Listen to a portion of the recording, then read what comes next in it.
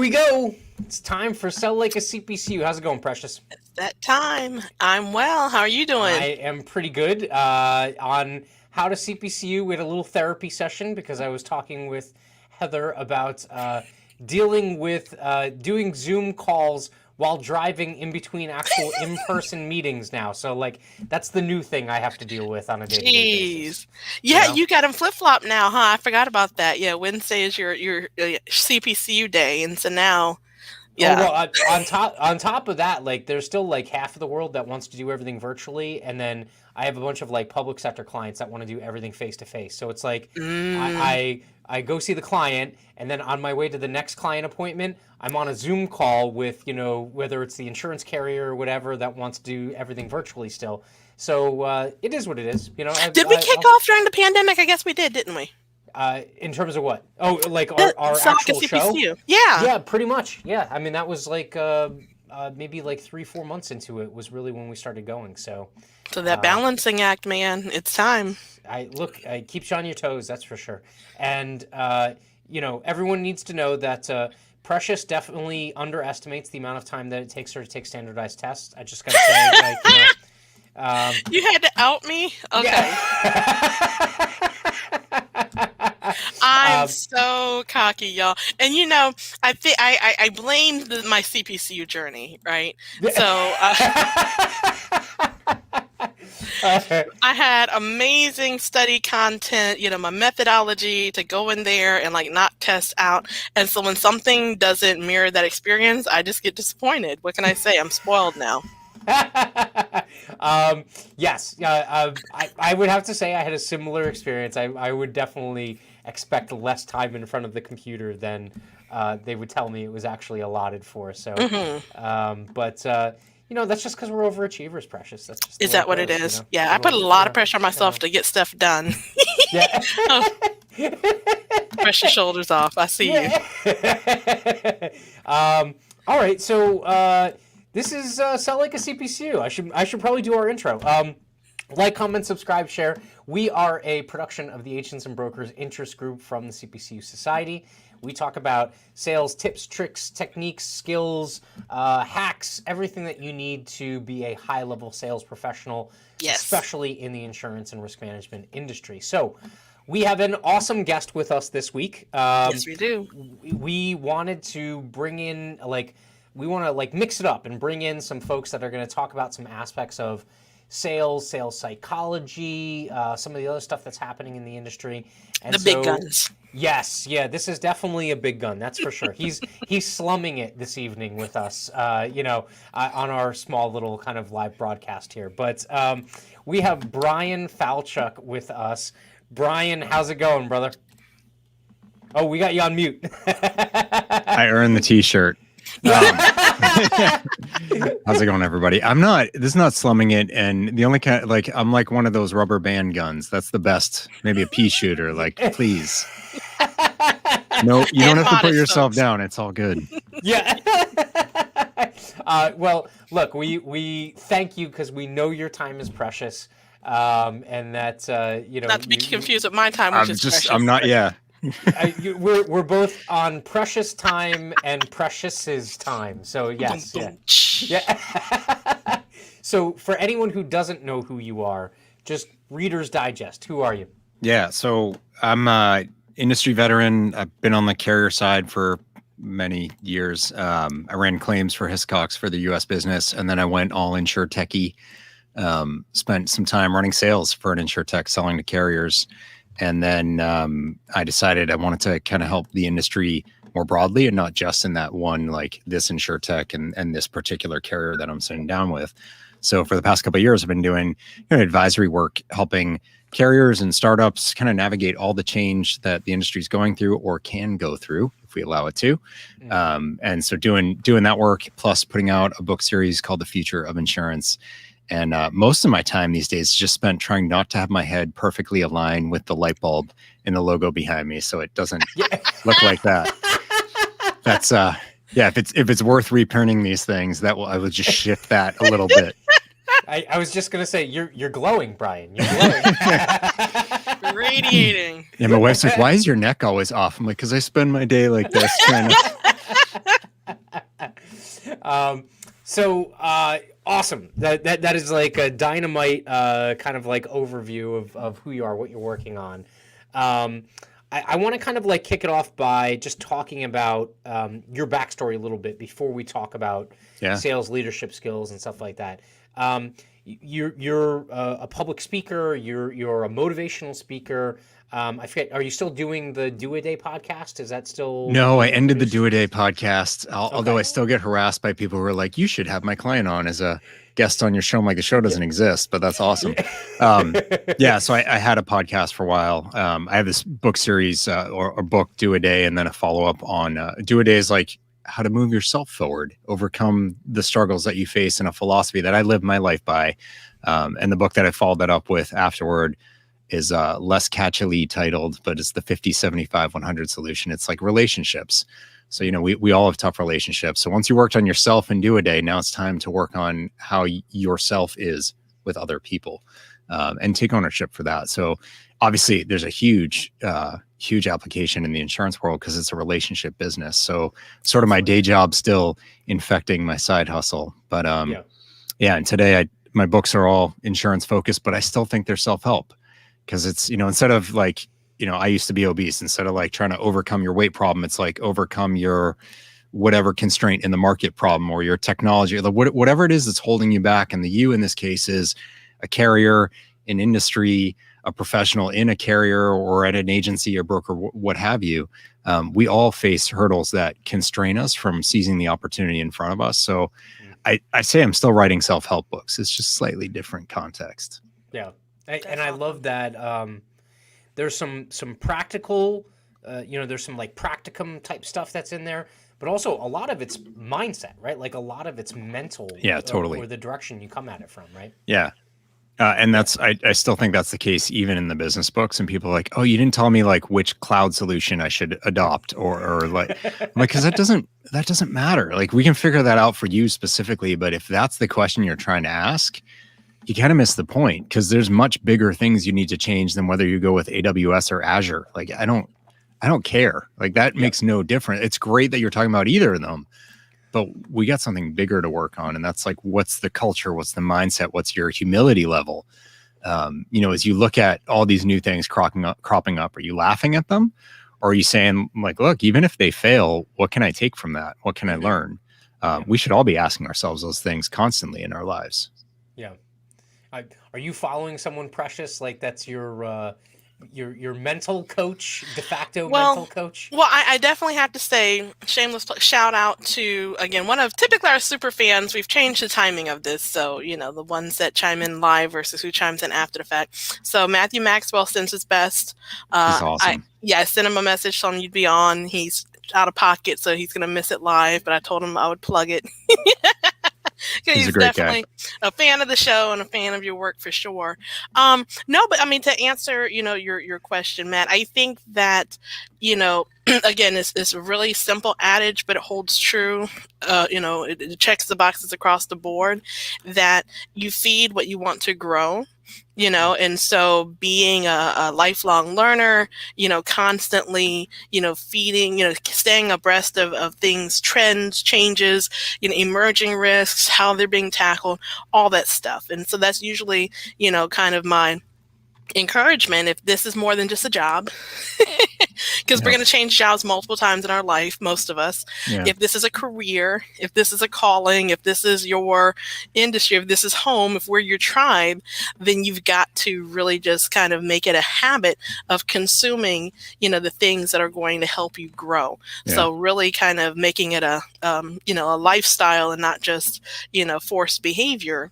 Is really key, which is why obviously, we do this so that we can share alike and all benefit from, this information, but it's a labor of love, when you enjoy what you do and you're all in, then you end up changing time slots and hopping on to support the cause. Being pulled away from dinner with your family. Yes. Yeah. So, let me ask you this, Bryan. So, in your past, have you what aspects of sales have you been involved in your life? Because you've worn a bunch of different hats. You know, what's that sales life been like for you, or at least the experience? Yeah, so I've been really lucky in that respect that I've had to both oversee people who had a sales role and like get out there and do it myself because I think it's super invaluable. Like that my last role was all sales focused and that taught me a ton. But throughout my time, I started traditional carrier side. I started Liberty Mutual, and I did a lot of work with trying to optimize or improve the performance of their own salespeople because they had these local sales offices and personal lines, but also their agency relationships. And this is a Liberty Mutual that when I joined was like 12.8 billion, so like a third the size of the company today. So slightly different place, but that was really educational for me because I was traveling all over the country, seeing all these local agents and these independent agents, and just hearing from them firsthand, frankly, about a carrier that they worked with and was directly competing against them because they had all their direct stuff. So it was like it's some really interesting conversations. And then I was on one of the trading teams at Beasley, a small business focused team in particular, but they're a specialist carrier for those who don't know them. And I was running a few things, but primarily distribution for a couple of years. So I built up and ran our distribution folks that were out there meeting with all the brokers and trying to get sales going for what was then a really new business. I mean, I only joined like a year and a half into their U.S. existence. And then fast forward to my time at Hi Marley, my last working for someone experience. It was me and another guy named Bryan with a Y, which is kind of funny. There's only like 6 of us in the world, and of course, like it's me, him, Brian Adams, and like 3 guys I haven't met yet. We like that was the sales team, and we were pounding the pavement. It's funny. I took that job. I'd been commuting to Atlanta for my job at Hiscox, and when I joined Hi Marley, they're here in Boston where I live. So I'm like, oh, I'll be home more. No. At least I knew I was going to Atlanta every Monday. Like I was, flying all over the country, seeing all these carriers, and it's a really hard life. The sales life. It's I mean, you think about the mental game, the mentality, the mindset, all that. That to me is the single most important thing in sales. Yeah, there's lots of tools and approaches and all that, sure. But if your mind's not right, if your resilience, if your willingness, if your belief in what you're doing isn't there, it doesn't matter what tools you have because you're not going to be able to deliver them. And you need that to get up every day, especially like 2 a.m. to fly to some random place that you're like, wait, what city am I in? When you walk into the wall in the hotel because you thought you're sleeping on the other side of the room. And Yeah. Well, and not to mention the fact that, so yes, like salespeople typically get painted with this brush of like, thinking that they walk on water, right? Like that they're the greatest thing since sliced bread. But truthfully, for a lot of us, it is he heard his ears ringing, precious Matthew Maxwell. So wish I could stay and watch. Why do I have to be out of state visiting family right now? Hello, Brian and the dynamic duo. So he got named me. You guys are just throwing in as extra. No. Yeah. Matt, no doubt, is going to make some amazing food and post it on Facebook. So I'm excited to see. He's like a vegan cook extraordinaire. Which, by the way, me, him, and you, Brian, we all have that commonality. And I didn't know that about you. Yes, yeah. So very cool. Going on 5.5 years now. So nice. No pressure, precious. Yeah, I'm starting to feel some kind of way, but which vegans don't feel that kind of way. They just it's just the meat and the dairy. That's why you feel that. That's what I'm feeling like. We'll talk that. about it later. Yeah. Gotcha. So the old story is like if you're ever lost in the woods, you just call out, are there any vegans around here? And like 5 of them will show up to like, try and convert you. And that's the way you get saved, right? But so, yeah, Matt Maxwell's laughing. But yeah, salespeople get painted with that, it's not self-important. It's like full of themselves brush, right? Yeah. When truthfully, in a lot of cases, it's maybe a defense mechanism, right? Because you do have to have that mental game, right? It has to be that thing where, it's like the, picking up a date at the bar scenario where it's like, you're going to get shot down. So then the next time you still have to come with your best game, right? Like, so you're going to get shot down multiple times, but if you succeed 1 out of 5 times, and that's a really good night, right? Like, it's the same deal with sales, and so you end up getting painted with that kind of that air of thinking that you're the second coming, right? But truthfully, at the end of the day, like that sales mentality or that mental mindset, it can come from a bunch of different places. You don't necessarily just have to be that like cock of the walk kind of person in order to get it. What did you kind of turn to, Bryan, when you were kind of pushed into those roles, or Yeah. you actively sought those roles? What did you turn to in terms of like learning or trying to get yourself into that mindset? Well, so I think in my most recent one, I could cheat because the people I was selling to were my former peers. So like I was a chief claims officer, I'm selling to chief claims officers. So we had this like I knew a lot of them to begin with, which I think is the only reason I got the job. It's like, hey, we saw your Rolodex. But to be able to understand what their situation is and a lot of their pressures without presuming it, but to be able to have that conversation, be open to hear from them and to get to understanding and to move their thinking along because I already have that baseline. That was what was really critical for me. And I found when it was presumptuous on my part, or where I'm like, oh yeah, I know where this is going, that didn't work. So I tended to be wrong when, or even if I was right, it didn't matter because the way that I went about it was wrong. And so I learned what I went in was a good starting point, sort of cheating from that like equal footing place. But what I had to learn was, again, to that point of like humility or like, Matt, I couldn't have the mindset you were talking about because that would end up meaning like I got ahead of myself and then I lost it. And I missed the chance to connect with them more meaningfully. And a lot of the work that I do with startups is helping them in their pitch and, their kind of go-to-market strategy and their sales deck and all that. And a lot of it is like, you've never established the connection with the person on the other side of the table of why they need you. Like, what is the problem? It's not that you have cool technology. That doesn't matter to them. It's not that you can solve their needs with insurance or that you understand their business better than this agent down the street, so they should go with you. You haven't established a reason why there's really no alternative but to work with you. And that like getting the chance to set that up is a really fine, no irony in that, like precious moment you only get once to do that right. And that does take like just pausing and listening. And look, like, I said, I've been at my own thing for the past 2 years. That is a 24/7 hustle and it's always sales. And if I ever seem like it's sales, I've lost it. Because what I'm trying to do is build relationships with people who would turn to me for advice. And it's hard to do when you feel like you're being sold at, to say like, oh, let me see what he thinks. So I think it's a really fine line where you need to be ready to listen and to be humble. Because as soon as you cross over that, it's okay if you have self-confidence, but you do need to park that and allow them to have that space. Because otherwise you'll miss those cues for what actually could be interesting to them. Yeah. I'd love to hear what you have to say on that, Precious.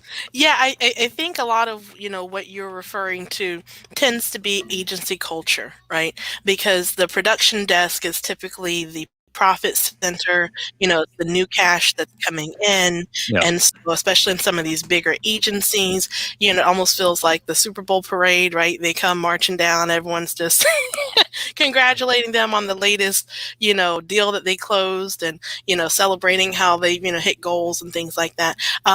But it's also very humbling, as you both, kind of mentioned, when you recognize that if your motivation isn't there, if you're not listening, if you're not really keying in on the more psychological piece of the sale, because you have to be able to connect those dots. You have to be able to figure out what is the motivation, what is the buying cue, right? And so I remember years ago, I started off my career in a local State Farm agency. And so taking, calls and doing quotes by phone. And I remember it was so funny to me because the workflow in the system, from the parts where we knew it was going to slow down, and I had kind of adapted my pitch, so that's where I made a little small talk versus when I got into the rapid fire back to back questions. And so you kind of it was almost like, it's the equivalent of like playing a video game. Like, oh, I know this part. This is my favorite part. This is where I get to bounce on the mushroom. I get to double to Big Mario. This is where, I'm about to slam. Like, I'm closing, and they don't even see me coming because I'm so slick, right? And so you kind of get into this muscle memory thing where it's just more of a routine. Yeah. And you stop being genuinely present. Yes. Because you're like, oh, yep, they said the word. Okay, so this is a value buyer. And so now I know if I hit them with this and this will, and so I think that's the danger of it, is when we start, instead of approaching every opportunity for what it is, right? Because, we have to win the war, not the battle. So if you're doing things and not building that rapport and that trust, and making it relationship centric, like you started off saying, then you can close, but you haven't achieved, that goal of establishing trust and potentially, maximizing what that relationship can bring. Yeah. I think that's spot on. I'm just having a flashback to first meeting I had a financial planner who I work with, or financial advisor. I don't know what term, if I just screwed up and used the wrong word. I don't know if there's a difference. It goes to show how great he is, right? Like, I don't even know what he is. But he used to be with a different firm. I met with him and this guy who apparently was his boss. I thought they were peers at the time. I stayed with my guy. His name's Pete. When he moved on to the next place, I'm very happy with him. He's done right by me, and he's a good person. But his boss could not have been any more sales, and could not have been any more interested in what leads he's going to squeeze out of me. So that first meeting was supposed to be about, understanding my needs, where my family's going, all that kind of stuff. And this guy, he was asking me these really weird questions, like, who's the luckiest person you know in your life? And I'm like, that's a weird question. But I answered him, and I realized later he's looking for leads. He wants the info on who that person is. Like, if they're so lucky, who do you know that just sort of like stumbled into wealth? And I'm like, oh, that's a weird question. That's a little too obvious, my friend. But that was his whole meeting, and he owned like 45 minutes of, and I took a day off of work to go have this meeting, like, because I had to travel out to them, and I came away disgusted. And I always felt pressured. And so when Pete left and I decided to go with Pete, I got a call from this guy, and he ripped Pete apart, ripped me apart for being so naive and so stupid to go with Pete. And then starts letting me in on the secrets of how the commissions work and how much money Pete's making off me and all. And I'm like, you mean exactly what you've just done? Yeah. And this is your, like, please stay with me discussion?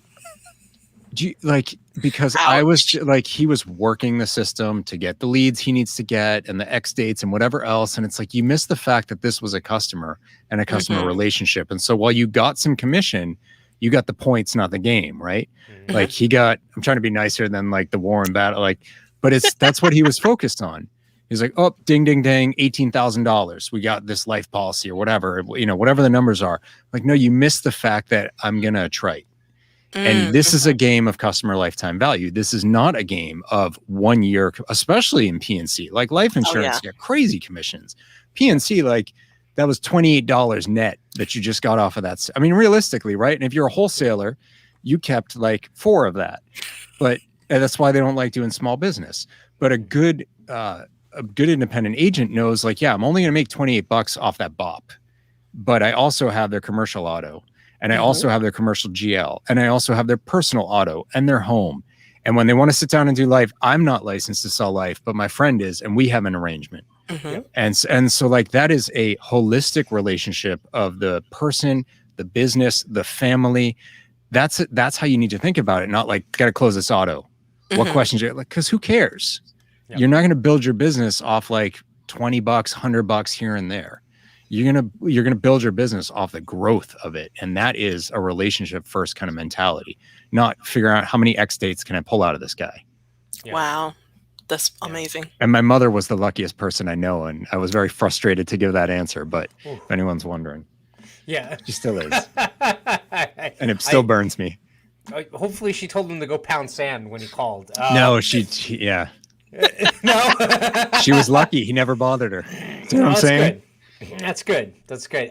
And to your point, yeah, I think a lot of and look, speaking about like sales leadership when you're leading a team, I think that's really important. Is I think a lot of sales leaders like lean more to that like gamification of look, we all fall into numbers. It's all data, right? Like Yeah. total number of calls, the total number of appointments, the total number of presentations, the total number of closes equals this amount of commission or whatever. And then the sales leader tries to gamify those numbers, and the problem is that somewhere along the line you lose the human aspect, right, Yeah. of what you're actually doing. There was actually like my next question was going to kind of be like, what have you read? Like I know you produce content, but like what do you kind of read and things like that? So one of the things to like front run you a little bit was something that I've read recently is actually the $1 Million Consulting. I don't know if you've read this, but No. Alan Weiss basically talks about moving from that kind of like salaried position to being wanting to be a consultant for companies. And a lot of what you talked about is things that he talks about in terms of setting the table for becoming indisposable. And the first 1, 2, 3, 4 meetings aren't about selling a product or a service or a price. They don't even talk price. Yeah. It's about getting to understand the organization and showing that like you actually care versus someone else who just wants to take something off the shelf and scan the barcode and check out, right? Yeah. What do you kind of turn to, or what did you turn to in terms of thought leaders or books that were kind of a good reference for you? Yeah. I'm trying to look at it. It's over on my bookshelf. Yeah. So my answer is probably not anything like what you'd be expecting. Okay. Maybe. I don't know. You know me a little bit. So there's a series of books on Buddhism by a monk named Thubten Chodron. You're like, oh, Pema Chodron. I'm like, no, that's not the name I said. That's a different name. Pema Chodron's like in the Oprah universe. She's great too, but this woman, Thubten Chodron, is just the most beautiful things I've ever read. So I've got a series of her books over there on Buddhism and the mindset and how you get to exist most successfully in the world. That's the stuff that I lean on. And no disrespect to Alan Weiss, typically something that calls out a dollar in the title, I'm not going to touch. And that includes, I feel bad, but I've got a friend who wrote a book called $1 Million Influence, and it's actually a great book. And he's an amazing person. But I told him when he wrote the title, I'm like, I'm not going to read this. I like it because I can't do that. So yeah, just that kind of stuff just would never speak to me. But there's a time and a place, and that's fine. So for me, it's more about the internal work, and I use that then externally because that's what I need to spend my time on. It's not the structures and all that. It's like just making sure I'm good with me. Yeah. And by that token, like if we're not going to connect, that's probably not going to be a great relationship anyway. And if I have to fake it for it to be, that's not going to work out too well. Like I'm not coming to eat steak dinners with you. If that's what it takes, like I'm going to lose that sale. But I think Precious is really... like, I'm buying. I'll go to the steakhouse. Why he just ate the parsley on I'm it? I'm feeling attacked right now. I don't know. This is a really uncomfortable show. Vegans don't attack. They just ask you to play hacky sack. Like it's all. Yeah. No, I think that, again, the more in common than separate, right? And so, when I think about oftentimes, kind of the group that resonates with me, the ones that I'm, typically drawn to in terms of trying to assist them with their processes. I think, to Matt's earlier point, when we make it all about the number of at-bats and statistically, your next yes is around the corner. And it's very, it takes, again, it just takes that genuine piece out of it. Yeah. A lot of folks that I've encountered and that I've coached or counseled when it comes to sales, the root cause is usually confidence.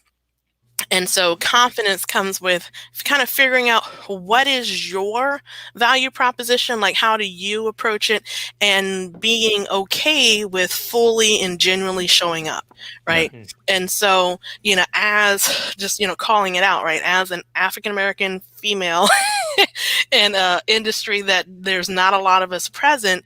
There's certain meetings that I used to entertain, especially when, I got like my first VP role, where I'd walk into the room and I felt like I started off already at a deficit. Yeah. Already there's a little bit of skepticism. What does she know? How is it, how is this all going to play out? And so that used to be really intimidating, because the knee-jerk reaction was this need to like overcompensate it, because I felt like I was starting off with a handicap. But a lot of times learning how to more effectively break the ice was a better approach. And, because it's the typical, fear of most salespeople that you're going to get into a scenario and all of a sudden it's going to be insurance jeopardy. Yeah. Like they think you're going to get in there and people are just going to shred you because you can't articulate what that third clause means and blah, blah, blah, blah, blah. And so rather than, and I think sometimes that drives salespeople too deep into their head. And I've always believed that the product experts are very rarely the best salespeople. Sometimes we get too technical where we're not paying attention and we've like oversold it, or we've over-explained it, or we keep talking because the silence is too awkward to shut up, right? Yes. Yes. And so how do we, kind of tap into customizing it and catering it and making people feel okay being themselves in the role? Not saying to just, chuck, discipline to the wind, but there's got to be some compromise where you say, okay, instead of trying to regurgitate some pre-written sales script, how do you go in and build rapport? My personal tip, sharing all the herbs and spices today, right? I'm a laugher. I'm a smiler. If I can find a way to break the ice, if I can get you to laugh, then I've kind of de-armed you, and now we can get to the matter at hand, right? Sometimes, again, because I'm not a comedian, I'll throw a line, it'll fall flat, and I'm like, note to self. Well, so that's never happened to me, but it's good to hear that there's someone, yeah, I'm lucky. Like if it's just falling flat, that's okay. There's a whole negative it can go. I think that's a really good point. Yeah, Matt, were you about to jump in or no? I didn't want to cut you off. I was just gonna say, the other aspect of that is you can be so good of a salesperson, like robotic, to the point where, at the end of the day, you're asking yourself, like, why did I even do that? Like it's, or why did I even bring that person on as a client? Like, I know I'm just going to be putting up a facade to continue that relationship into the future. Yeah. And truthfully, like, that doesn't necessarily mean that you'll do a bad job, but it means every single time that person calls, it's like, oh, Jesus, all right, I have to put on this mask in order to deal with this person. And that's troublesome because some people are, I'll use air quotes, like, so good at sales, okay, that they'll basically become a chameleon and just do whatever they need to in order to get the sale and, exude the personality that they feel like they need to exude. And, you end up feeling dirty at the end of the day sometimes. Yeah. I think that's really accurate. And that's why I try to spend the time with the self-work to understand myself better, because I'm going to present better that way, more authentically. And it means I'm not going to get everything, but that's okay. I do think, it's really easy to fall back to the numbers in sales, and especially in a world where like CRMs are much more common. We have our targets for each one of those stages of the funnel, because it's like the math works. Trust the math. And if you put this many calls in, you get this many binds out. Yep. And yes, like law of large numbers, it does work, but it's not that simple. And it's from a sales management standpoint, I'm thinking back to my time at Beasley. It was a really tough balance with, like, visitation was a key thing. You had to get out and see your brokers.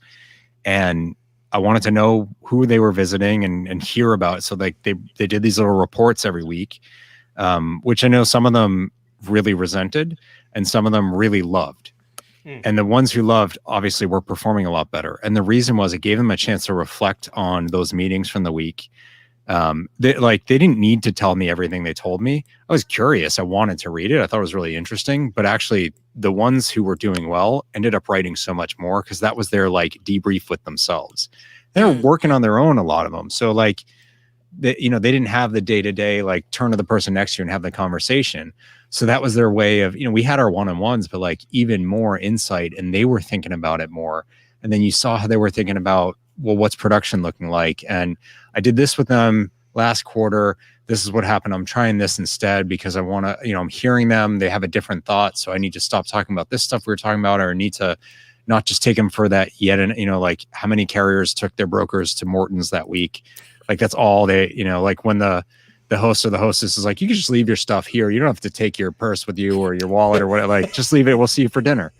So it's like, well, take them for tacos. Like we're down in Texas seeing these brokers, and like my marketing person down there, my field, territory manager, we called them. She's like, we're going to this taco place and it's a dump. And I was like, the expense management side of me is like, yeah, tell me more. This is very interesting. But she's like, the reason is it's the best tacos in town and none of the other carriers will take them there. And you should have seen what happened to production, because that broker actually remembered that it was in like, I had lunch with like 6 people this week. It was all steak. I don't remember. I had fish once, but it's like, no, we went to that taco place and there was like the mariachi came around, or we had like, beers with a lime in them, whatever it was a different experience. It stood out. My person had keyed into the people she was trying to, build her relationship with to get what they wanted. She's paying attention. It wasn't just thinking of like, I need this many visits and I need to write my report and I need to see the submissions. She was thinking of the production relationship very specifically. And that's not robotic. And that's not just hitting your numbers. Cause like I can make 100 calls this week. That doesn't necessarily mean, even if the numbers work out on the whole, that doesn't mean a single one of those is going to go anywhere. It's how I made them. And she was thinking about the how in it. And I think that's really critical. She also ended up like traveling in her RV to another, and her like food bill for the week was $28 because she stopped at Walmart and bought like cereal and milk and some like Lunchables or something. I'm like, look, but like this might be a little too much, like, cost control. You can stay in a hotel, you can have dinner, it's all right. Love it. But the how piece, I think, is so huge because, okay, so this is going to be the nerdiest thing I say on this call, I promise, right? Do it. So, statistically... I think we're going to one-up this. All right, but for now. So... Statistically, we understand that for statistics to pan out, there's got to be a constant, there's got to be a variable, right? And as salespeople, because it's human nature that there's this temptation to adapt your approach based on the feedback from the last attempt. Right. So you get on the phones and your goal is to like crank out 100 calls, like you said earlier. And right out the gate, call 10, goes really poorly. And before you pick up the phone for call 11, now you're trying to change the whole thing up. But the problem is if you change that baseline, then you got to start all over again. So then it becomes like infinite calls you have to get in order to get to those numbers, And so the numbers I know from like the running sales teams, for me, that was more indicative of activity. So I could start to see is somebody slowing down? Are they burning out? Are they getting discouraged? More so than to say, oh, I used to hate hearing that, oh, your next yes is around the corner, is ripe. You got to pay the piper. And sometimes I was, oh my God, there's so many different things that just traditionally, historically, the approach to managing a sales team. So if we can pivot just for a second and talk about, again, the sales leader versus the salesperson. Yeah. What kind of approach or encouragement or direction do you give someone who may be struggling with sales and starting to question, is this, am I cut out for this? Right. Well, so I think when I love your point that that's managing the activity, not necessarily the outcome. I think that's spot on. I think what you need to do is figure out the why. So like, well, why are they struggling? What are they uncomfortable with? I had my last 2 new hires on that team before I went and I moved over to the operations side. So that expense management side, they're like, ooh, we got to get him on ops. They were both struggling and for extremely different reasons. So one of them took over in a region that had really been neglected. Like the guy was lying about all his activity, like made up the reports. And, but anyway, so like shame on me for not knowing better, but I couldn't travel with him all the time, obviously. So she came in with the sense of like, my region's been so neglected. I have to see everyone and I have to see them. And it's the whole Southeast. It's not it's not one city. Whoa. Like, it was a big. We only had 5 people covering the country, so it was a big deal. And it's a region with a lot of production. You get Atlanta, you got all of Florida in there, like the Carolinas have some activity. So there's real production value there. And I think she was so overwhelmed with the sense of, I have to right this ship and I have to do it now. And she's a perfectionist and she always performed well. And that was really, the weight of that was so crushing that she actually she kept saying, I have to get everywhere, that she never went anywhere, which was like, this is the problem. Yeah. So you're looking at the whole problem. I mean, this is where, I said the self-help stuff comes up. So the notion of do a day in my first book is kind of like, you're looking at the peak of a mountain, the summit, and thinking like, I can't do that. Well, you're not stepping to the summit today. You're just taking one step. What I said, I was overweight. I had 100 pounds to lose every single day. I was crushed by that. And I never started because it was too much. That's what she was facing with her region, until I realized, I don't have to lose 100 pounds today. I just have to do what I need to do to move me towards that goal and make the right steps right now. But I'm not, dropping all the weight today. I'm not stepping up just one huge step right to the summit. I'm taking a step. And helping her see that was really critical. But I could have just looked and said, oh, you're not doing your visitation. You got to get on your visitation. Why aren't you doing your, well, that's not the problem. Of course she's not, but that's a symptom. Just like I say, I wasn't overweight because I ate too much and moved too little. Those were as much symptoms as the weight was. That's not the root problem. So you have to get, and then, so that's too big of a region is crushing her. So she's too scared to get out there. Why? I'm still not the root cause. Why is she framing it that way? And why is she afraid of that? And why is she not willing to start with just one broker? Or, she had some existing relationships. What's the holdup here? And so then we start to dig into it more. You have to do that in management. And you can't just sit there and look at the numbers. And, it's like I always say, someone makes a typo on a quote that goes out the door. When I was in ops, I ran the underwriting assistants. An error goes out. What do you say to them? Don't make a typo. Do you think they were sitting there like, oh, you know what I should do today? I was thinking, I'm going to make a typo on this company's name when I send it to the broker, or I'm going to change, I'm going to screw something up. I was going to go get my nails done, but instead, no one is saying I'm going to mess up. So when you say to them, hey, don't mess up, that is equally worthless. Yeah. The question is, why was there a typo? And it's not because they're stupid. It's not because they're lazy. It could be because they were burnt out. It could be because, so not stupid and lazy, but they had too much on their plate and the tools we gave them weren't good enough. And so what do you expect from their quality when this is the mountain that they're being crushed by? Yeah. Or is it that they were working off an image PDF that was blurry? And so you look at it and you said the same misspelling that they did. And it wasn't until the broker yelled that we realized that PDF was just not readable. Well, why didn't we speak up then? Oh, because the last time someone spoke up, they got yelled at for asking the broker a question. The underwriter was, okay, well, hang on a second. That's a problem. Why is the underwriter yelling at you for trying to serve the broker well? Yeah. What's wrong with that? And they said we couldn't ask them, well, why isn't the underwriter standing by? Because they want you to get the quote out, but they're not enabling you to do that. These are the things we need to pick apart, not because you're stupid or because you're like, oh yeah, let me screw this up today. I mean, maybe they did that, but chances are probably not. Yeah. So you have to actually engage in what's going on and keep peeling back. I always say, I don't like the layers of the onion thing. I like from Shrek, donkey and parfait. Donkey, there you go. I love that. Everyone loves parfait, and I do too. So let's just keep going. You're at the whipped cream layer right now. Non-dairy, I was about to say, okay, go, yeah. Yeah, well, I don't know that Jell-O has any real anything in it, but maybe. Gelatin comes from cow bones, so that's not vegan. But this is a different show now. It's a shame Matthew Maxwell had to leave. No, but this is the point: is you must dig into it. And if you're just stuck on well, these are the numbers in the sales funnel, this is the hit rate, or what, that's fine. You should be aware of those things, but that's not the problem. If you didn't hit budget this month, that's not the problem. That's an outcome of the problem. So you have to. Otherwise, you're not a manager. You're certainly not a leader, but I would say you're not even a manager because you can't change any sort of behavior with that approach. Wrap the show. People just don't like we're out of here. That's it. That was. So this is mic drop moment. This is going to border on So first of all, we talked about Office Space before we even went live. Okay, this is the cover for the TPS reports, the memo, right? Like the cover. You used the wrong cover. Why did you use the wrong cover? And like 6 people come by and ask, right? Like that's exactly what you just described, right? But so there's also this other element of.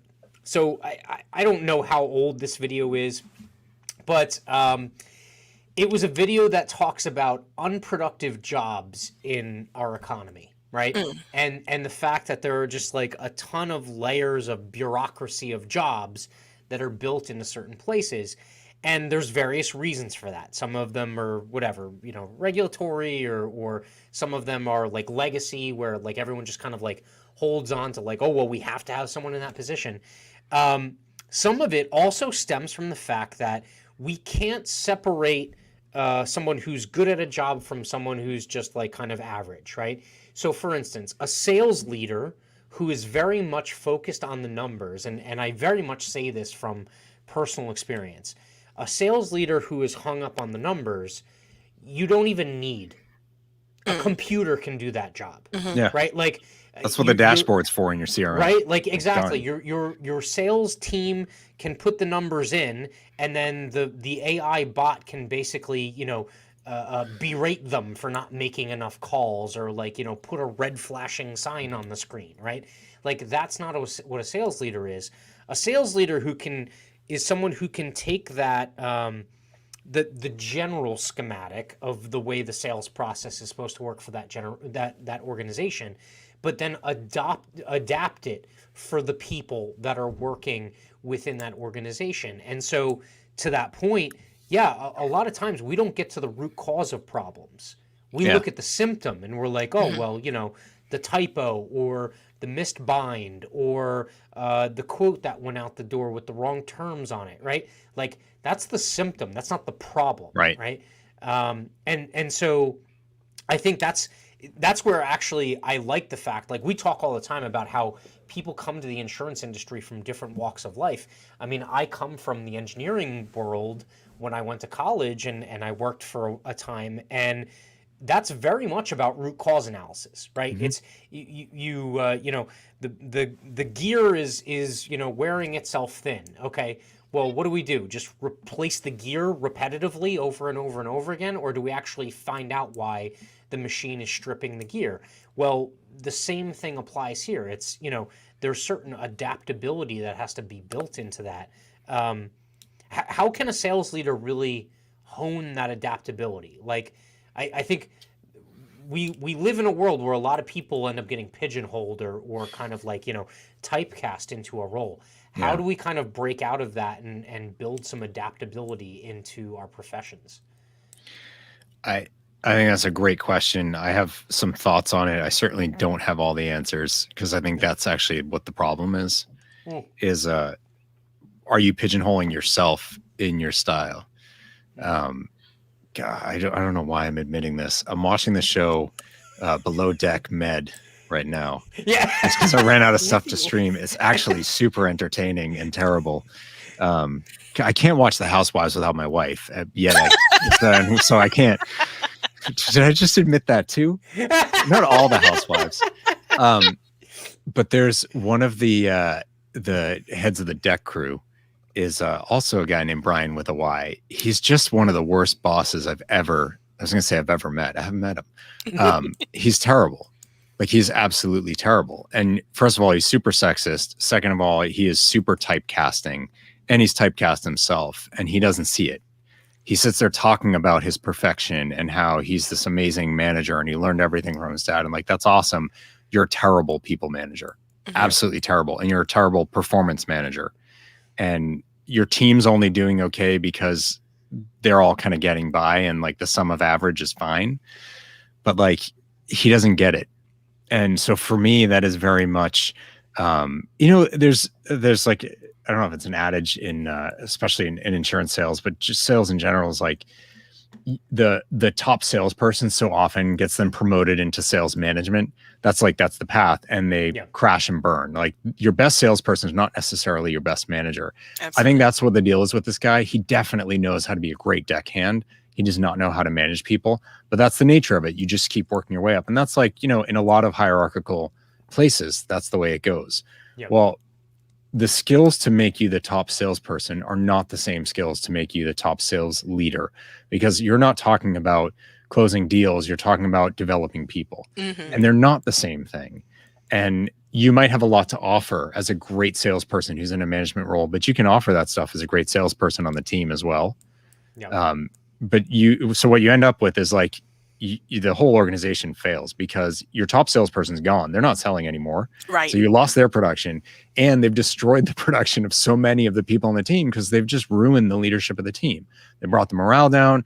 They've broken people who could have been incredible with the right guidance and nurturing because they presume things about them. And then you get all the human biases that come into play.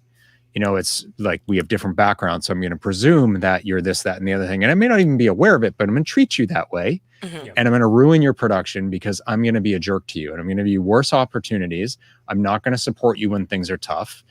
Like these things snowball. So you're typecasting by being a typecast yourself. I think, and I say this actually is like the main takeaway across all of my books is humility. I think it's the single most important thing any of us can have. And I talk about self-love and motivation, all these other things.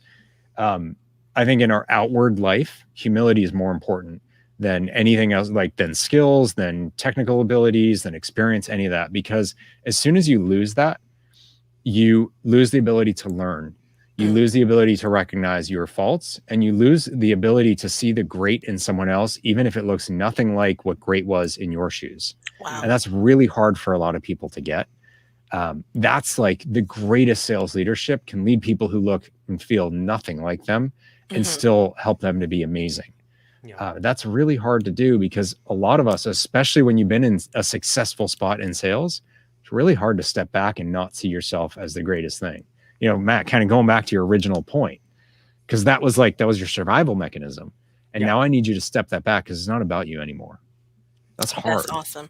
Yeah. So I will say, because I'm just like over here, like resisting, like to jump up out of my chair and just say, yes, yes. Do it. Because most people who know me and follow me know that I'm probably equal parts like insurance nerd and also HR nerd, right? So the human resource element. I think a big piece of what we've all kind of described a little bit is this notion that, kind of the dispensability of people. Unfortunately, the number watchers, so you don't hit goals and metrics, and typically the next thing coming down the pike is the dreaded performance improvement plan, the good old PIP, right? Yep. So you put them on a PIP, and basically that's kind of the kiss of death, right? Because rather than encourage them and build them up and give them more tools, strategy, or whatever, you're just crossing your legal T so that you can walk them out and not face an EPL afterwards. About it's a foregone conclusion. They're leaving. It's done. You're just going right? through the process. And so you're just giving them enough time to clear the desk, pack their bag, because they already know their time is limited. So, what you said earlier, and again, plug to, Tony Kanyas, I know he did an episode on this a little while ago about the upward mobility of sales doesn't have to equal leadership. Leadership is a different discipline. Yeah. Management is a different animal.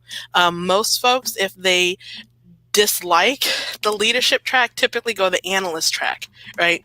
Because sometimes you're better off being, to your point, a subject matter expert, or like a trainer, maybe even, where people can benefit from the best practices and the skills that you've grown. But actually overseeing and developing people, that is one of these things that is just like all education, right? Very few of us are in it for the money. It has to be a passion. It has to come from that deeper well. And for a lot of us, it comes from even that pay it forward moment where we can look back at our career and we can see the things that went well and the areas that we struggled, and we can do it a different way so that those who are coming through. But you mentioned earlier about, sometimes the bad habits that perpetuate bad habits. I've met with other sales leaders and say, "Oh, that's how I learned it. Tough love. And you can't coddle them, and you just got to shove them out there because I got shoved out there." And like, oh yeah, and that didn't damage you at all. Right. So, but I love if you are really interested in like I said, not chasing symptoms but finding cures, and you really believe that people innately try hard, like you said, it's not because of some, character flaw that they're missing the mark. You also have to create that safe space and be willing to solicit and actually act upon the feedback you get. Yeah. So if they come to you and they tell you, well, we're burnt out, we're broken, we have inferior tools, and you go into defense because you feel like they're calling your baby ugly. Right.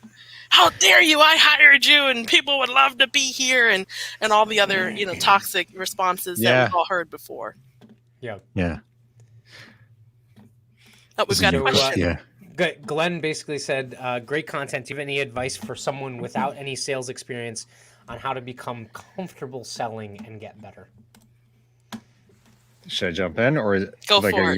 Go for it. You're the man of the hour. So I had to lead a sales team when I had no sales experience, and then I had to be a sales team with no sales experience. So from my perspective, I think a lot of what we've been talking about really does apply. That said, it's really scary to get out there. It's scary to have those calls. And I do think kind of seeing like a comfort path is like, is there a safe place to start? And so I've talked to some people early in their career, and they're like, yeah, I've had some success. Like, we sold a bunch of policies. Like, they're all my family or my friends. But I was like, okay, humility isn't humiliation. So you don't have to put yourself down.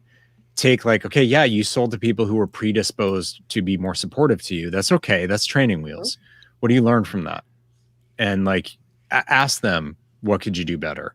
And, most of them are going to be like, oh, you were great. But some of them might tell you something meaningful, and be open to that. And you start to build, and you ask for referrals, and you get to know people, and you build that way. But, when I was in a sales role, my first call was with someone that I had met at a conference before. So it allowed us to like take some of the fear out of it and be like, oh yeah, we sat together at dinner that time. Great. Well, let me tell you about what we're working on. Yeah. And it was like, so there's a little bit of like, okay, we're all in the same room. It's and actually we weren't. This is before the pandemic, yet we were still on Zoom. But like, there was some of that fear was gone because we'd already broken the ice, like personally before. So that helped. And I couldn't ask him for feedback, but I could read the room, and I'd seen his reaction to things before. So, try to go with that. But I did ask the guy who worked for me, Brian, asked him for feedback. And I gave him feedback too, because here I am, an outsider, like fresh perspective. Here are my thoughts. What do you think about what I'm saying? Because I could be wrong, because I haven't been on all the calls that you've been on. So tell me, like, this is what I was picking up, putting myself in the customer's shoes. Do you see? And it's like, well, this is the reason why I didn't say that, because this feature is not ready yet. So I couldn't talk about it. And it seemed like I was dancing around it. Here's the reason why. But yeah, I hear you on this other thing. I get that. Like, because he's never been in the role. So how would he know what's on that person's mind? Mm-hmm. But it's seeking and receiving and participating in feedback was really helpful. Yeah. That you guys are more experienced than I am on this. So you'd be like, that's lovely, Brian. Be quiet. Here's the real, here's the real deal. No, feedback's huge. There's all kinds of stuff that you can do. I mean, it's whatever works, right? So that's the other aspect I think of a good sales leader is you shouldn't just have like a certain set of preparatory tools and then just everyone uses those, right? Like that's a mistake. Some people are going to respond to them, some people won't. Like I always found pitching to people I knew who weren't going to buy a very good sales tool. There's no risk. Yeah, there's no risk. You're going to walk out without the sale. Your win is a very, like, to your analogy, Brian, it's a very tall mountain, right? Like the win is when you walk out the door, them being like, damn, I wish I could go with you, right? Like, I found that with life insurance. So like some people just already have life insurance, right? Yeah. And so especially talking about family and friends and stuff, knowing that they already have a good amount of life insurance, you're probably not going to sell them on anything additional. Yeah. But what's fantastic is you get to run through that kind of real world example of making that pitch.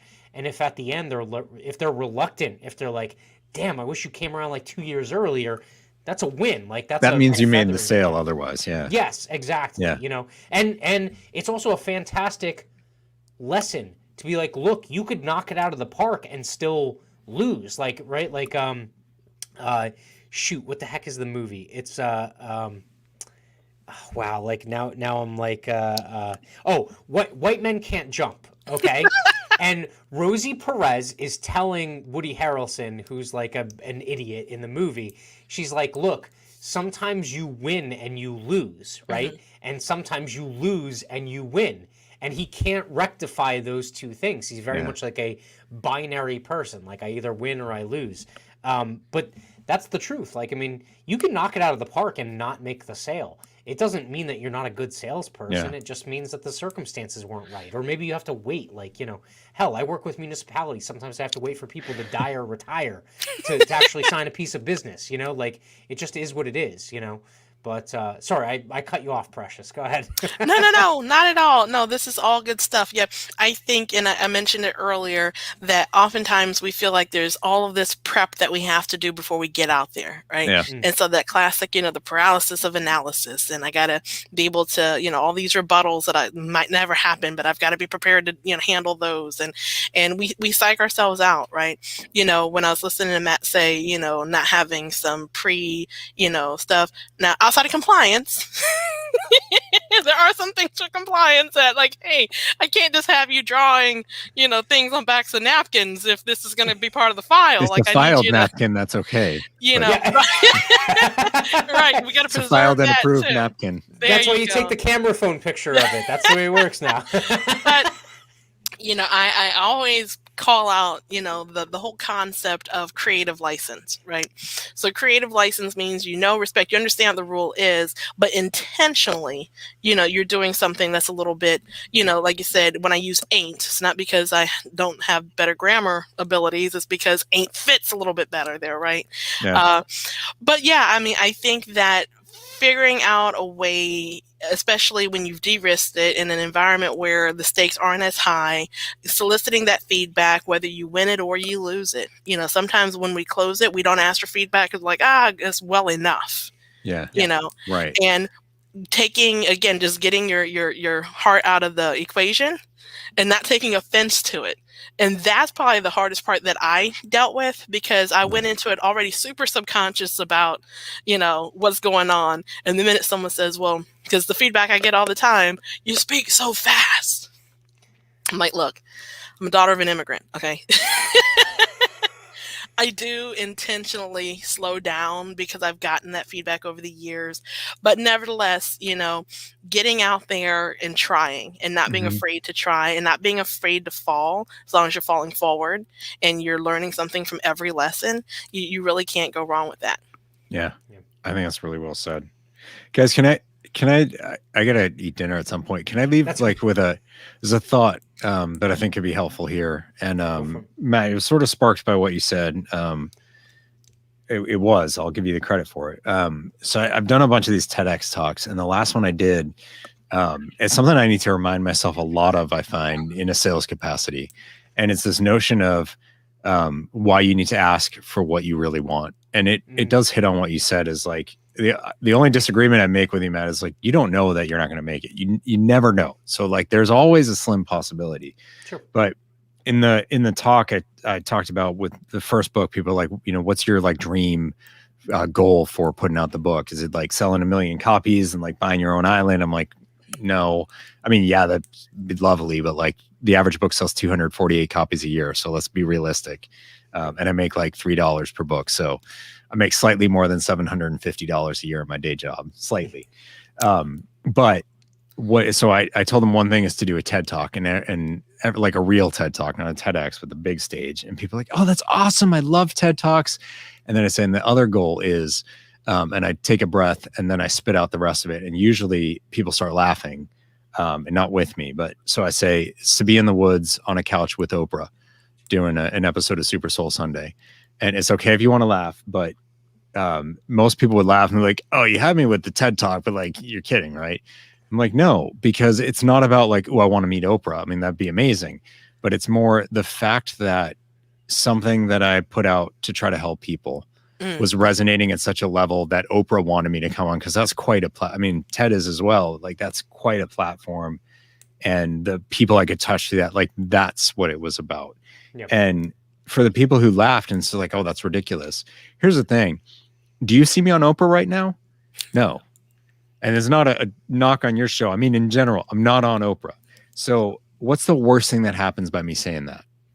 Nothing. The worst thing that happens right now is I haven't lost a thing. I'm currently not on Oprah. I say it. I am still currently not on Oprah.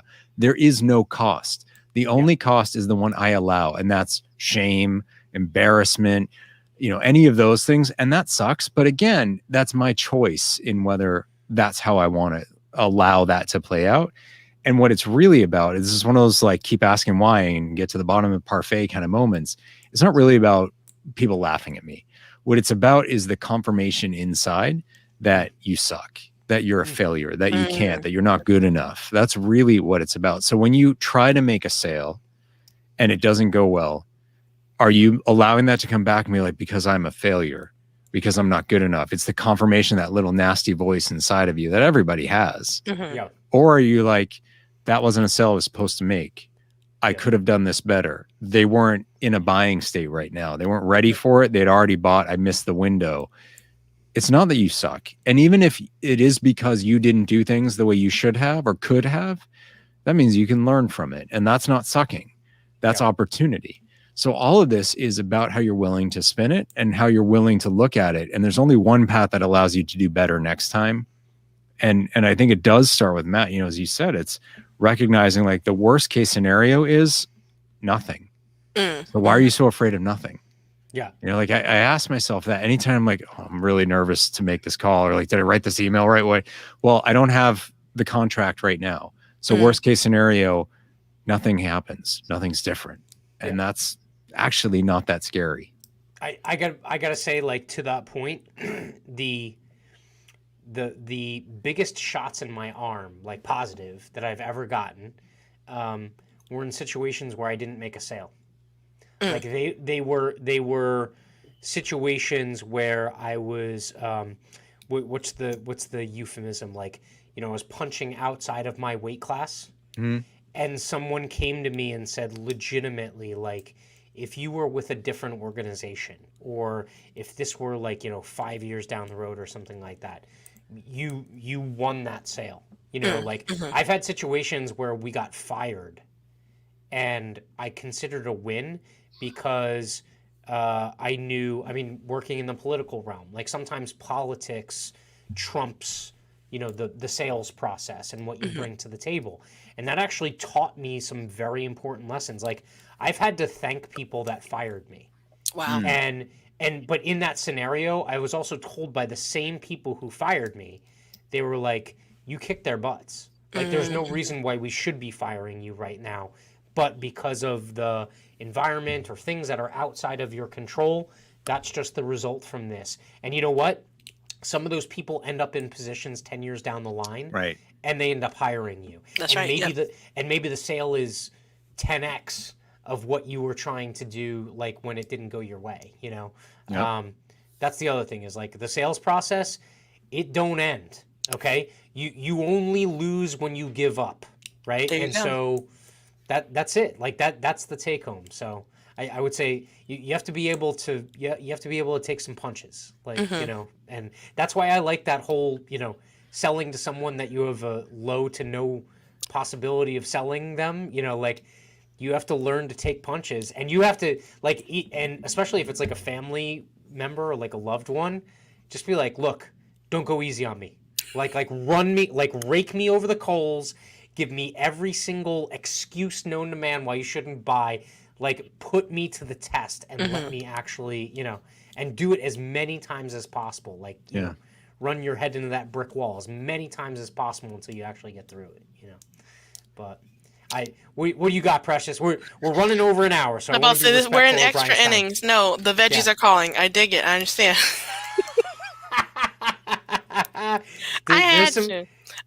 There's some beans and tofu in there. I'm telling you right now. I do have a burrito that's sitting in the oven. That's literally what I'm having. You called it.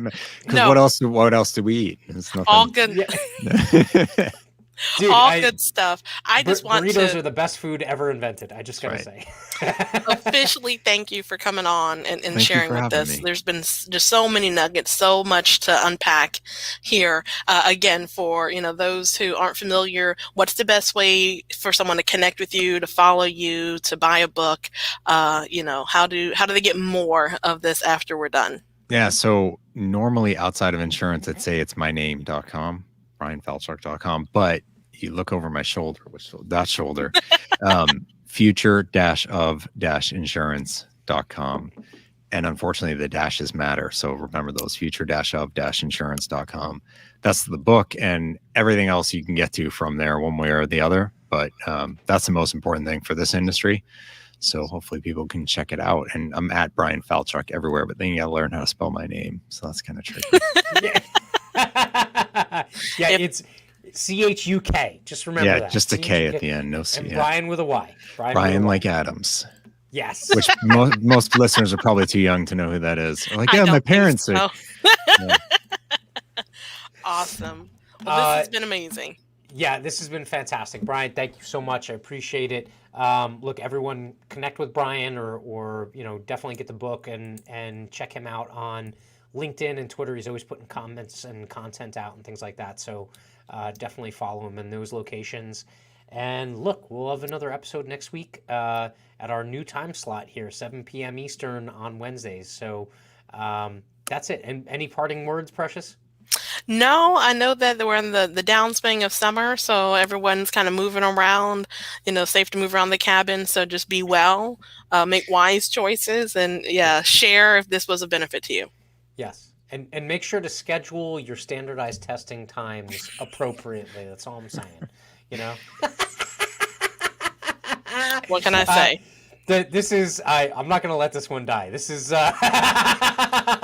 just full disclosure. Note to self, don't trust him with secrets. Okay, go ahead, go for it. You know much worse about me, Miss Precious. Everyone have a very good week. We will see you next Wednesday.